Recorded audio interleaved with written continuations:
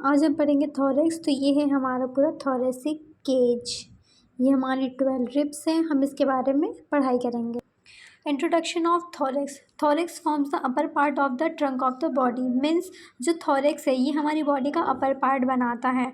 ठीक है। Thorax of the body is divided by the diaphragm. जो डायफ्राम ये है ये हमारे बॉडी के मतलब कि ट्रंक को दो पार्ट्स में डिवाइड करता है। जो अपर पार्ट है उसे हम थॉरैक्स कहते हैं और जो लोअर पार्ट है उसे हम एब्डोमेन कहते हैं। The thorax is supported by skeletal framework called thoracic cage। जो thorax है ये हमारे skeletal frameworks को जो है वो support provide करता है, उसे हम कहते हैं thoracic cage। फिर आज जब हम skeletal of thorax पढ़ेंगे तो इसमें हम definitions देखेंगे। तो skeletal of thorax को ही हम thoracic cage कहते हैं। ये हमारा ऑसियो कार्टिलेजिनस है। मीन्स ये बोनी भी है और कार्टिलेज से भी बना हुआ है, इसलिए हमें ऑसियो कार्टिलेजिनस कहते हैं। क्योंकि जो कार्टिलेज है और बोन्स है दोनों के मिक्सचर से ही हमारा थोरैक्स बना हुआ है। ठीक है। ऐसे ये इलास्टिक नेचर का है, ये डायनेमिक नहीं है। अगर हम इसके फॉर्मेशन की अगर बात करें तो एंटीरियरली ये स्टर्नम से बना होता है, पोस्टीरियरली ये 12 थोरेसिक वर्टिब्रा से होता है और इस साइड में ये 12 रिब्स और उसके कार्टिलेज से होता है। ठीक है। उसके बाद हम रिब्स की बात करें तो जो अपर 7 रिब्स हैं वो उसे ट्रू रिब कहते हैं। ये वर्टिब्रो स्टर्नल रिब्स है जो कि आर्टिकुलेट करती है पोस्टीरियरली वर्टिब्रल कॉलम से और एंटीरियरली स्टर्नम से। इसे मैं आपको दिखा रही हूँ कि ये कैसे होता है। ये आप देख सकते हैं कि देखिए 1 2 3 4 5 6 और 7 जो है ये ऑरेंज कलर की जो रिब्स है ये हमारी है ट्रू रिब्स है जो कि स्टर्नम से बाइंड है ना। ये हमें देख सकते हैं कि ये जो एंटीरियरली ये स्टर्नम से बाइंड है और पोस्टीरियरली ये वर्टिब्रल कॉलम से बाइंड है। ठीक है। इसलिए ये हमारी ट्रू रिब्स है और इसलिए हम इसे वर्टिब्रो स्टर्नल रिब्स कहते हैं। ठीक है। फिर है हमारी इसके बाद वाली रिब्स जो कि हमारी 8th 9th और 10th रिब्स हैं। ये हमारी हायर कोस्टल कार्टिलेज है। मीन्स ये वर्टिब्रो कॉन्ड्रल रिब है। इसका मतलब ये है कि ये पोस्टीरियरली तो वर्टिब्रल कॉलम से अटैच्ड है पर एंटीरियरली ये 7th जो है उसके कोस्टल कार्टिलेज से अटैच है। जैसे कि हम यहाँ देख सकते हैं कि ये हमारा 7th कोस्टल कार्टिलेज है, फिर ये 8 9 और ये 10 तो ये इसके कोस्टल कार्टिलेज से अटैच्ड है एंटीरियरली और पोस्टीरियरली तो ये उसी से अटैच्ड है हमारे वर्टिब्रल कॉलम से। ठीक है। फिर जो लास्ट की जो 2 रिब्स हैं हमारी 11th और 12th रिब्स इसे हम फ्लोटिंग रिब्स कहते हैं। वो इसलिए क्योंकि ये पोस्टीरियरली तो वर्टिब्रल कॉलम से होती है पर एंटीरियरली किसी से भी अटैच्ड नहीं होती है। ये हमें फ्लोट करती हुई दिखाई दे, जैसे हम इस डायग्राम में देख सकते हैं कि ये जो है 11th और 12th रिब ये हमारी फ्लोटिंग रिब्स ये फ्लोट कर रही हैं। ये सामने किसी से भी अटैच्ड नहीं है, ना किसी के कोस्टल मार्जिन से और ना ही स्टर्नम से, इसलिए हम इसे फ्लोटिंग रिब कहते हैं। ठीक है। फिर हम बात करेंगे इसके शेप की। तो शेप की अगर हम बात कर रहे हैं तो हमारे थोरेसिक जो है हमारा जो थोरैक्स है ये हमारे ट्यूनिकेट कोन है जो कि नैरो है अपर साइड में और बिलो मतलब कि नीचे साइड में हमारा ये ब्रॉड है, चौड़ा है। ठीक है। तो ऊपर में ये नैरो होने की वजह से ये जो नेक की जो रूट है इससे ये कंटिन्यू हो जाता है ना। हमारा जो थोरैक्स का जो अपर है नैरो है और ये कंटिन्यू हो जाता है रूट ऑफ नेक से। ठीक है। और ये सेपरेट होता है किससे? नेक से ये सेपरेट होता है सुप्रा प्लूरल मेम्ब्रेन से। सुप्रा प्लूरल मेम्ब्रेन के बारे में हम आगे डिस्कस करेंगे। सुप्रा प्लूरल मेम्ब्रेन को हम सबसन फेशिया भी कहते हैं। ये डायफ्राम है जो कि थोरैक्स को एब्डोमेन से सेपरेट कर रहा है। ठीक है। अगर हम इसकी बात कर रहे हैं ये वाले डायग्राम की तो जो हमारा थोरैक्स है ये अडल्ट में जो होता है ओवल शेप का होता है, इन्फेंट्स में सर्कुलर होता है और क्वाड्रपेट्स में यहाँ पे एंटीरियर पोस्टीरियर डायमीटर जो होती है वो ट्रांसवर्स डायमीटर से ज़्यादा होती है। हमें डायमीटर्स की बात अभी इनलेट में करेंगे। हम जब हम इनलेट पढ़ेंगे थोरेसिक इनलेट तब हम इसकी बात करेंगे। ठीक है। फिर जो हमारी जो ट्रांसवर्स सेक्शन है ट्रांसवर्स सेक्शन थोरैक्स का उसे हम रेनिफॉर्म कहते हैं। रेनिफॉर्म का मतलब होता है या तो वो किडनी शेप है या बीन शेप मतलब उसी के शेप का है। ठीक है। फिर जो ट्रांसवर्स डायमीटर है वो ज़्यादा होती है एंटीरियर डायमीटर से, एंटीरियर पोस्टीरियर डायमीटर से। और इन्फेंट्स की अगर बात करें जो कि 2 साल से कम है तो उनका सर्कुलर होगा। क्वाड्रपेट्स की बात करें तो एंटीरियर पोस्टीरियर डायमीटर जो होती है वो ट्रांसवर्स डायमीटर से ज़्यादा होती है। और एडल्ट्स की बात करें तो इनका जो थोरैक्स होता है वो ओवल होता है। फिर अगर हम रिब की बात कर रहे तो जो रिब्स होती है यहाँ पर हम रेस्पायरेशन की बात करेंगे। तो जो हमारी रिब्स होती है ऑब्लिक्यू होती है। ऑब्लिक्यू मैं आपको बताऊंगी जब हम इनलेट की बात करेंगे, जो कि इंक्लाइन प्लेन होता है, जो कि एक ट्रायंगुलर का शेप होता है, इंक्लाइन प्लेन, तो उसे हम कहते हैं ऑब्लिक्यू रिज। ठीक है, तो जो हमारी रिब्स है वो ऑब्लिक्यू होती है और इनके जो मोमेंट्स है वो अल्टरनेटली या तो इंक्रीज़ होंगे या तो डिक्रीज़ होंगे। अगर इंक्रीज़ हो रहे इसका मतलब ये है कि जो एयर है वो इंटर करेगी थोरैक्स में, थोरेसिक केज में। अगर एयर का इनहेलेशन होगा तो उसे इंस्पायरेशन कहेंगे, और अगर एक्सपल्शन होगा तो हम उसे एक्सपायरेशन करेंगे, और इसी प्रोसेस को हम कहते हैं थोरेसिक रेस्पायरेशन। और हमें एक चीज़ याद रखनी है कि जो एडल्ट्स होते हैं उसमें थोरेसिक रेस्पायरेशन के साथ में एब्डोमिनल रेस्पायरेशन भी होती है।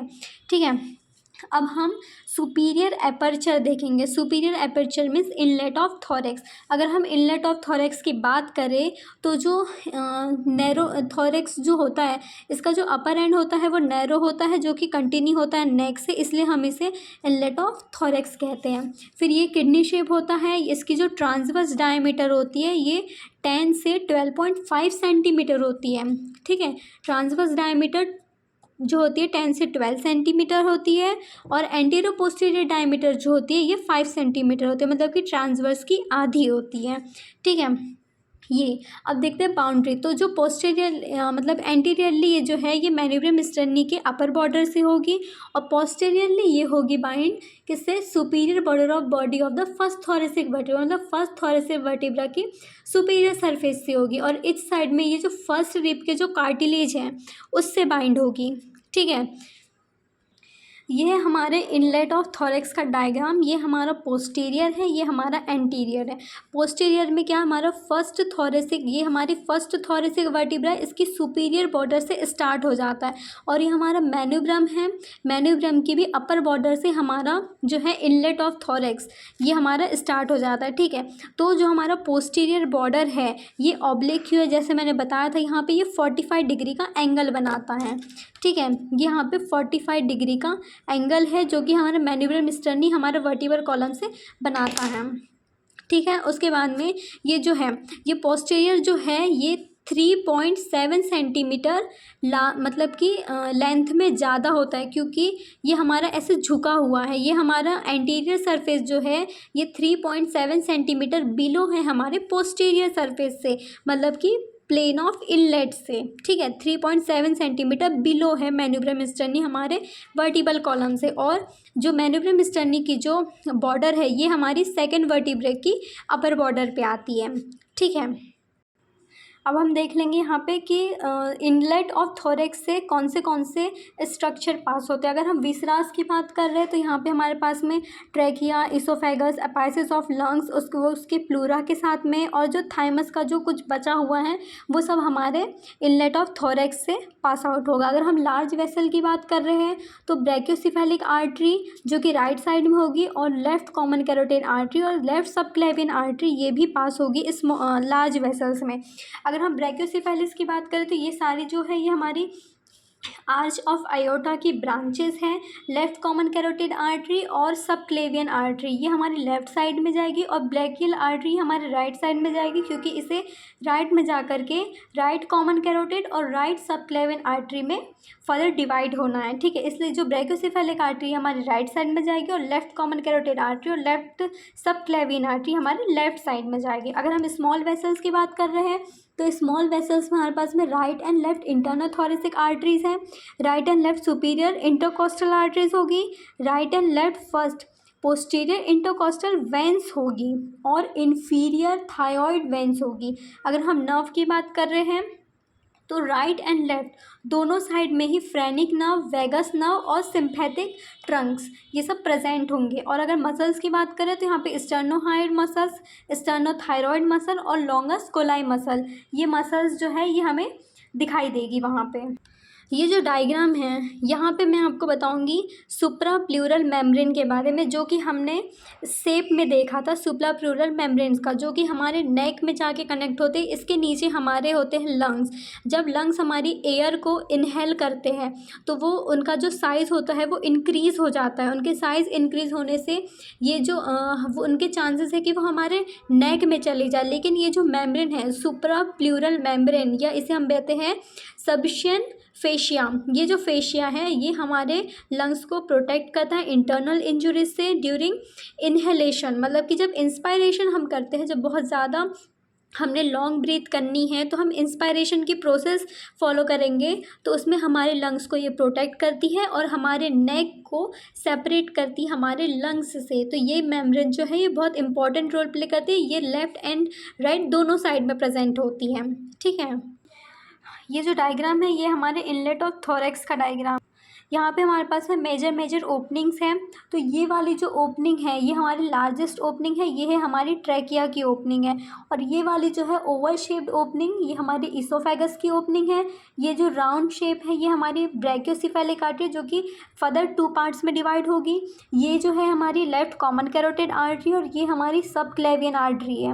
और ये जो येलो कलर्स के दिख रहे हैं ये हमारी फ्रेनिक नर्व और वेगस नर्व है। फिर ये है हमारी लेफ्ट ब्रैकियोसेफेलिक आर्टरी, ये हमारी ब्रैकियोसेफेलिक आर्टरी थी। और ये है हमारी राइट इंटरनल थोरेसिक आर्टरी, ये हमारा राइट लंग है और ये हमारा लेफ्ट लंग है। ठीक है, ये है हमारा फर्स्ट थोरेसिक नर्व, ये हमारी फर्स्ट थोरेसिक नर्व है, ये हमारा मैन्यूब्रम स्टर्नी और यहाँ पे हमारा वर्टिबल है। अब हम आउटलेट ऑफ थोरैक्स पढ़ेंगे। तो जो आउटलेट ऑफ थोरैक्स है वो हमारा ब्रॉड है और ये हमारी एब्डोमेन कैविटी के अपर पार्ट से सराउंडेड होता है जो कि हमारे डायफ्राम से सेपरेट करता है।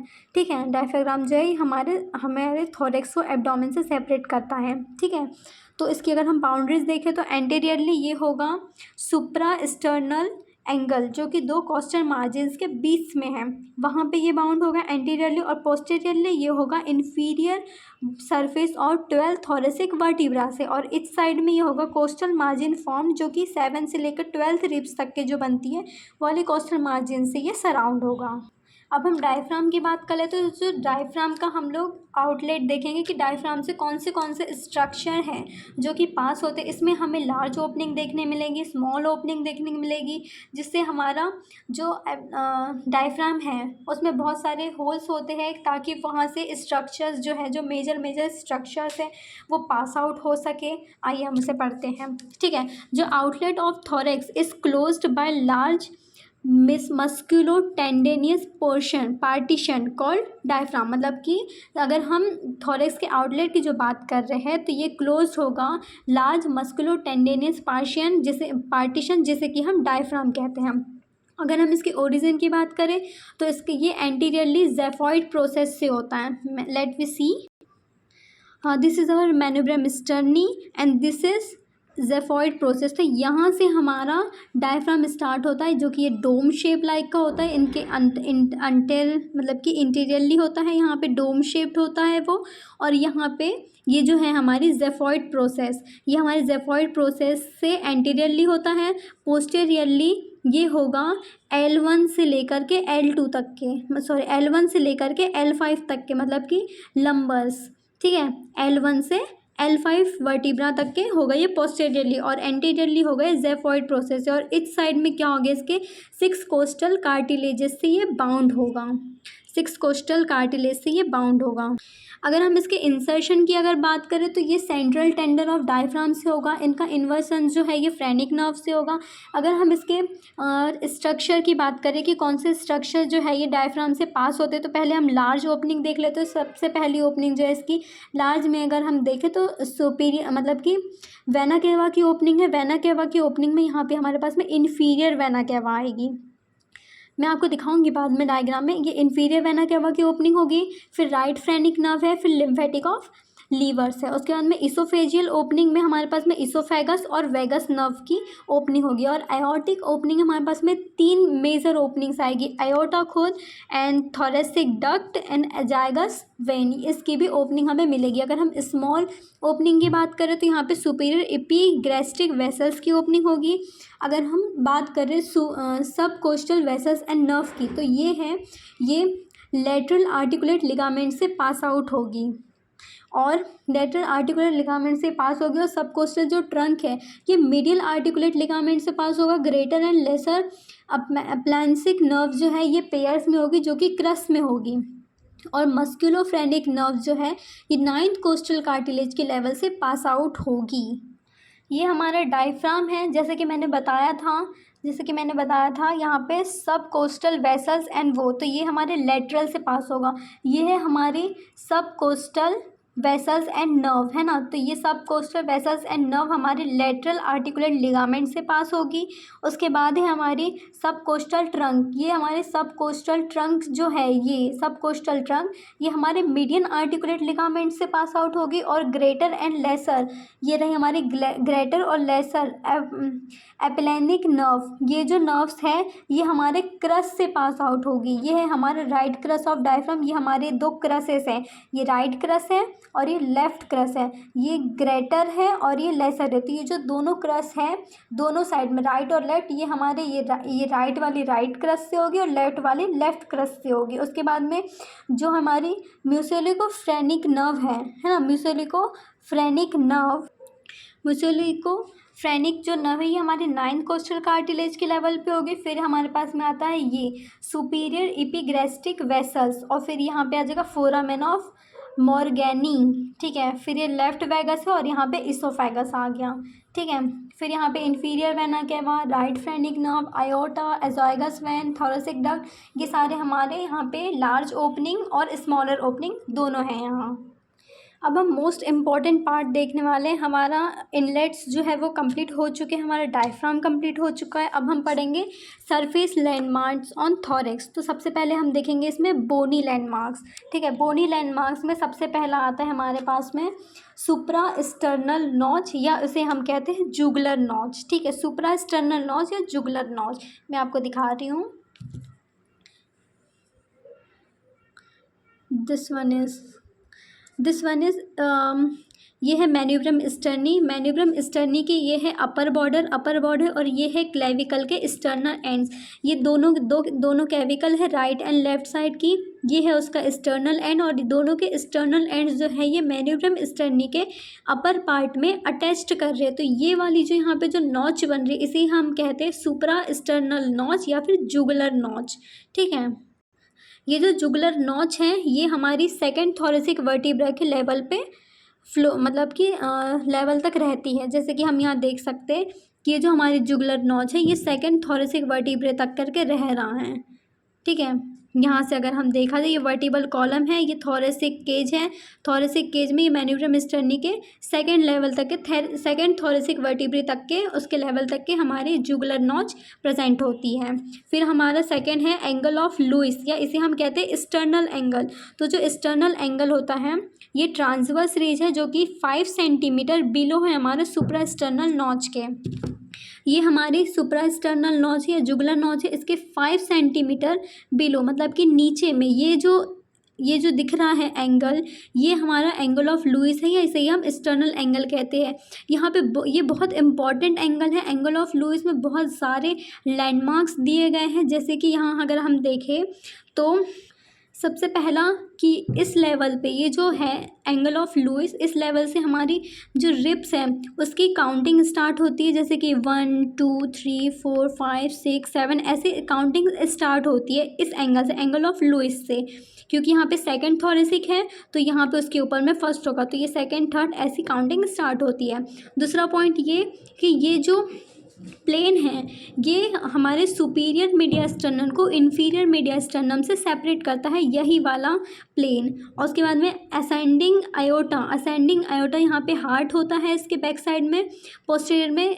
तो असेंडिंग आयोटा का जो लेवल है वो यहाँ पे एंड हो जाता है। फिर यहीं से आर्च ऑफ आयोटा ऐसे स्टार्ट होता है। तो आर्च ऑफ आयोटा यहीं से स्टार्ट होता है इसी एंगल से, और इसी एंगल पे ख़त्म भी हो जाता है। फिर यहाँ से डिसेंडिंग आयोटा जो है इसकी भी ब्रांच यहाँ से स्टार्ट होती है, ठीक है। फिर पल्मोनरी ट्रंक जो है, पल्मोनरी ट्रंकल बायफर्गेशन भी इसी लेवल पे होता है, एंगल ऑफ लुइस के लेवल पे ही होता है। फिर अगर हम बात करें कि जो अपर लिमिट है बेस की, मतलब हार्ट के बेस की अपर लिमिट भी यहीं से काउंट आउट होती है, ठीक है। फिर जो कार्डिक प्लेक्सेस है वो भी सिचुएटेड होते हैं इसी एंगल पे। फिर हमारा थर्ड जो जॉइंट है वो है हमारा स्फेरोस्टर्नल जॉइंट। ये हमारा जुगलर नॉच था। सेकंड हमारा एंगल ऑफ लुइस है, स्टर्नल एंगल है। थर्ड है हमारा स्फेरेट्रल जॉइंट, जैसे कि स्फेनॉइड प्रोसेस, जो कि स्फेनॉइड प्रोसेस की जो फ्लोर है ये एपिग्लास्टिक फोसा बनाती है, जो कि एक डिप्रेशन है। यहाँ पे एक डिप्रेशन प्रेजेंट होता है, डिप्रेशन की वजह से ही यहाँ पे फोसा का नाम दिया गया है। जैसे देखिए ये हमने पढ़ लिया था सुप्रास्टर्नल या जुगुलर नॉच। अब हम पढ़ेंगे एंगल ऑफ लुईस। तो जो ट्रांसवर्स रीजन 5 सेंटीमीटर बिलो है इसके सुप्रास्टर्नल नॉच के, इसका जो यहाँ पे हमारे रिब्स की काउंटिंग स्टार्ट हो जाती है। यहाँ पे सुपीरियर मीडियास्टर्नम इंफीरियर मीडियास्टर्नम से सेपरेट होता है। आर्च ऑफ आयोटा की एंडिंग होती है, सॉरी असेंडिंग आयोटा की एंडिंग होती है। आर्च ऑफ आयोटा यहीं पे स्टार्ट होता है, यहीं पे ख़त्म होता है इसी एंगल पे। डिसेंडिंग आयोटा जो है यहीं से स्टार्ट होता है, रिब्स की काउंटिंग स्टार्ट होती है। और जो पल्मोनरी ट्रंक है वो डिवाइड होता है यहाँ पे 2 पल्मोनरी आर्टरीज में। फिर इसका जो अपर लिमिट है, अपर हार्ट के बेस की अपर लिमिट की भी मार्किंग यहीं से होती है। फिर जो कार्डिक फ्लेक्सेस है वो भी सिचुएटेड होते हैं इसी एंगल पे। फिर ये हमारा ये थर्ड है जेबी एक्सटर्नल जॉइंट, जिस यहाँ पे स्फेनॉइड प्रोसेस जो है वो इसी फ्लोर पे लाई करती है। यहाँ पे हमारे पास में एपीगैस्ट्रिक फोसा होता है जो कि एक डिप्रेशन है, ठीक है। जो coastal margin on etch side is formed by the 7 to 10 coastal margins between 2 coastal margin lies infra external या सब कोस्टल एंगल, ठीक है। उसके बाद में आता है हमारा कोस्टल कार्टिलेज। कोस्टल कार्टिलेज का जो एंगल है ये सेकंड कोस्टल कार्टिलेज से अटैच होता है जो कि एक्सटर्नल एंगल से होता है। और सेवन्थ जो है वो एक्सटर्नल इंफ्रा एक्सटर्नल एंगल की अपर एंगल से होता है, अपर बॉर्डर से होता है। फिर अगर हम रिब्स की बात कर रहे हैं तो यहाँ पे स्कैपुला ओवरलाई कर जाता है 2nd to 7th रिब से, ठीक है, जो कि पोस्टीरियर लेटरल एस्पेक्ट में होता है चेस्ट वॉल की। फिर थोरेसिक वर्टिब्रल स्पाइन जो है यहाँ पे फर्स्ट प्रोमिनेंसी स्पाइन की जो होती है वो नेक जो है नेक के बैक में उसके लोअर पार्ट में होती है 7th सर्वाइकल वर्टिब्रा से। अगर हमने बोनी लैंडमार्क्स देख लिए हैं, किसके सरफेस लैंडमार्क के हमने बोनी लैंडमार्क्स देखे। अब हमें इसके सॉफ्ट लैंडमार्क्स देखने, तो पहले हम आते हैं निप्पल्स पे। तो जो निप्पल्स हैं वो फीमेल्स में वेरी करती है बट ये मेल्स में भी होती है। तो मेल्स में ये लाई करती है 4th इंटरकोस्टल स्पेस पे, जो कि मिड एक्सटर्नल लाइन के 10 सेंटीमीटर एबो होती है, मतलब सॉरी 10 सेंटीमीटर लेटरल होती है या एबो होती है, थोड़ी सी दूर होती है 10 सेंटीमीटर एबो, ठीक है। फिर अगर हम एपेक्स बेट की बात करें तो ये विजिबल होता है, इसमें पैल्पेटिक मूवमेंट होती है, इसलिए हम इसे पैल्पेटिक कार्डिक इम्पल्स भी कहते हैं, जो कि लेफ्ट साइड में होता है। और ये 5th इंटरकोस्टल स्पेस से होता है और ये मिड एक्सटर्नल लाइन के 5 सेंटीमीटर से होता है, ठीक है। फिर अगर हम ट्रैकिया की बात कर लें तो ये भी पैल्पेटिक मूवमेंट या पैल्पेटिक सिस्टम्स वो शो करता है।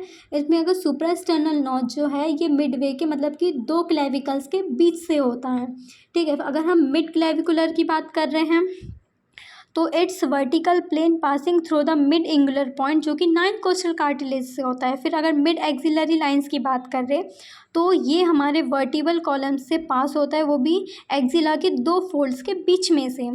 और फिर अगर हम स्कैपुलर लाइन की बात करें तो ये हमारी वर्टिकली होती है, जो कि स्कैपुला के इन्फीरियर एंगल से पास आउट होती है। नाउ हमारा इंट्रोडक्शन हो चुका है finish. This is our great note.